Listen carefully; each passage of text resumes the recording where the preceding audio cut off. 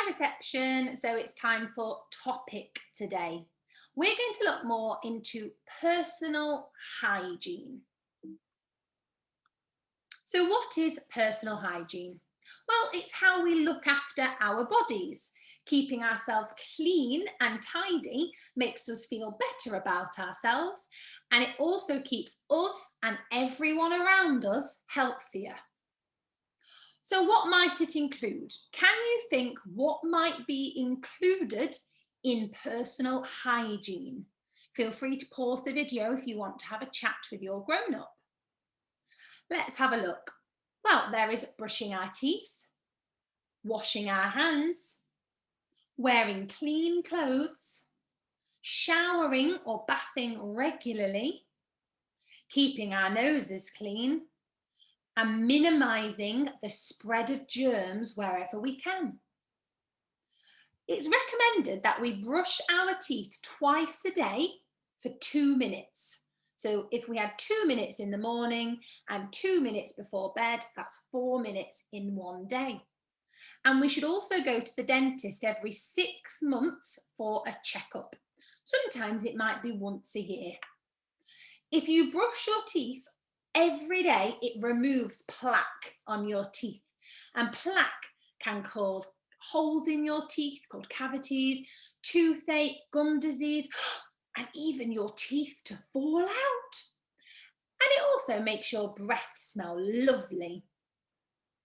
Washing our hands is one of the easiest ways we can keep ourselves and everybody around us healthy, especially as we are currently in coronavirus.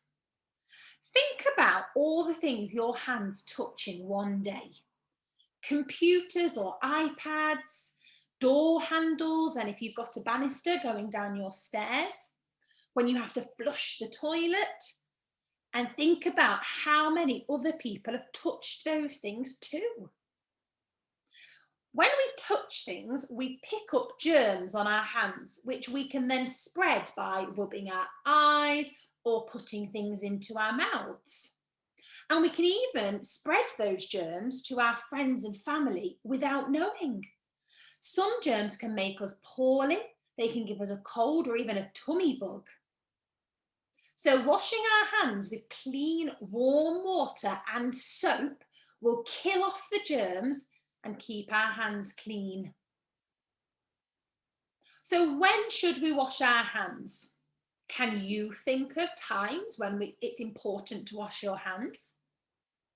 When they're dirty, before we eat or when we are cooking, after petting animals, after using the toilet, after we sneeze or cough or blow our nose, and if we've been to visit somebody who is poorly.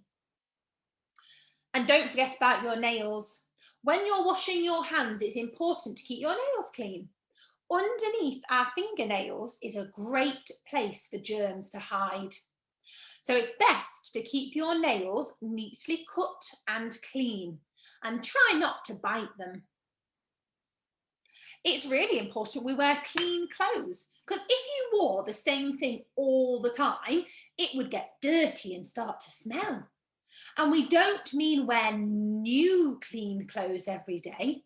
But for example, if you wear the same trousers for school for the week, we need to make sure that we take them off when we get home and let them air out, and that they are washed often.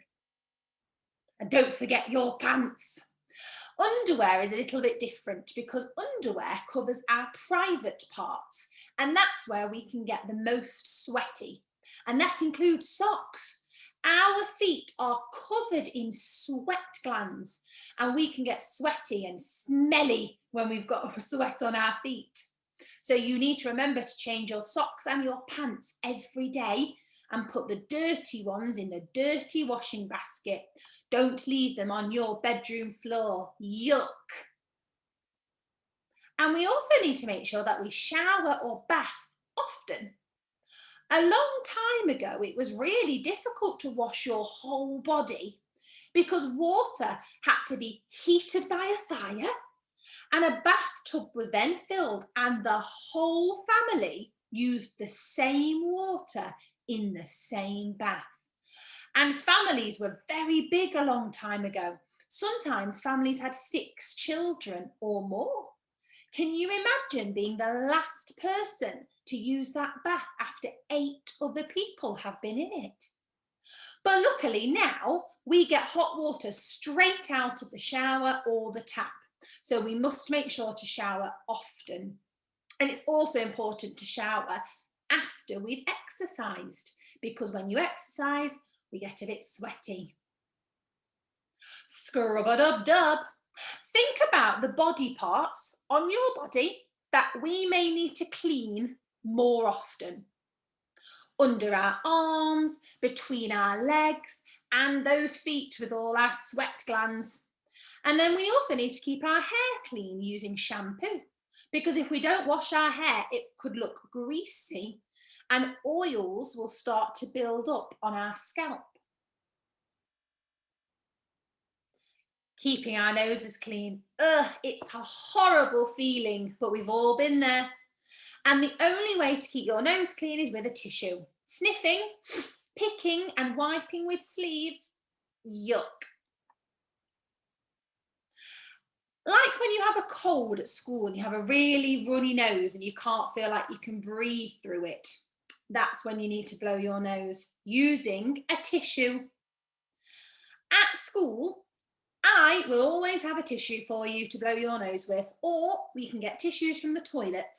However, dirty tissues need to go in the bin or flush down the toilet. We don't share tissues with other people, and we have to wash our hands after using a tissue, because otherwise we're spreading germs. Germs are everywhere. We can't stop them, but we can try to stop them spreading. So following the tissue rules and washing your hands are really good ways to help stop them, as well as covering our mouths when we sneeze or cough, not sharing water bottles, not coming to school if we're poorly, and trying not to touch our eyes, noses or mouths too much. So there we go. Lots of information on personal hygiene. Today, you're going to have a personal hygiene topic task, and for literacy, you're going to be writing some instructions on how to wash your hands. So don't forget to send me photos and videos of your learning.